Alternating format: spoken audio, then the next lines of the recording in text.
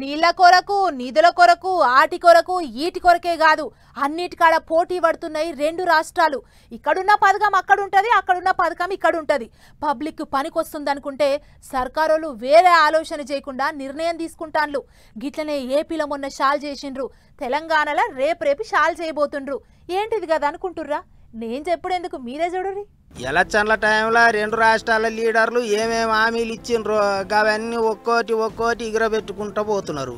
అధికారంలోకి రాగానే భూమి పంచాయతీలన్నీ తస్ప చేస్తాం, రిజిస్ట్రేషన్లు అల్కగా చేస్తాం అన్నట్టు చెప్పిండ్రు కదా. అటు ఏపీలో గీనాడమనే స్లాట్ బుకింగ్ సౌలతి తీసుకొచ్చిండ్రు. గంటల కమానం లైన్లలో నిల్చోకుండా ఆఫీసుల చుట్టూ ఊరికే తిరుగులాడకుండా టైంకు పోయి 10-15 నిమిషాలలోనే పని చేసుకునేటట్టు చేసిండ్రు. ఇక అటు ఏపీలో సర్కారోళ్ళు స్లాట్ బుకింగ్ సౌలతి గిట్లా చేసిండ్రో లేదో ఎమ్మటే ఇటు తెలంగాణలో కూడా సర్కారోళ్ళు గదే ఆలోచన చేసిండ్రు. 10వ తారీఖు నుంచి అంటే గురువారం సంధి తెలంగాణలో తొలతమల్క 22 సబ్ రిజిస్టార్ ఆఫీసులల్లా స్లాట్ బుకింగ్ చేసుకొని భూములు రిజిస్ట్రేషన్లు చేసుకోవచ్చట.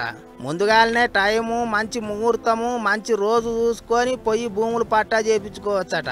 గంటల కమానం టైం తినకుండా 10-15 నిమిషాలల్లో పని అయ్యేటట్టు చూస్తారట. అంతేకాదు ఒక్కటే భూమికి డబుల్ రిజిస్ట్రేషన్లు అవుతుంటాయి, లోన్లు అవుతుంటాయి. ఇప్పటి సంది అట్ట కాకుండా చట్టంలో మార్పులు చేర్పులు చేస్తారట. ఆఫీసర్ల సంతకాల కొరకు పనులన్నీ ఆలస్యం అవుతుంటాయి కాబట్టి అట్లా కాకుండా డిజిటల్ సంతకాలతోని పని అయ్యేటట్టు చేస్తారట. ఏమైనా అటు ఏపీ సర్కారోళ్ళు స్లాట్ బుకింగ్ తీసుకురాగానే ఇటు తెలంగాణలో కూడా స్లాట్ బుకింగ్ సౌలతి తీసుకొచ్చిండ్రు. భూముల రిజిస్ట్రేషన్లు రుబడిగా చేయాలి, ఎక్కడెవ్వలకు ముచ్కిలు కావద్దు అన్నట్టు చూస్తుండ్రు. గురువారం సంధి భూములు పట్టా చేయించుకునేటోళ్ళు స్లాట్ బుకింగ్ చేసుకోండి. తెలియకపోతే ఆఫీసులో పోయి అడిగితే వాళ్ళే చెప్తారట.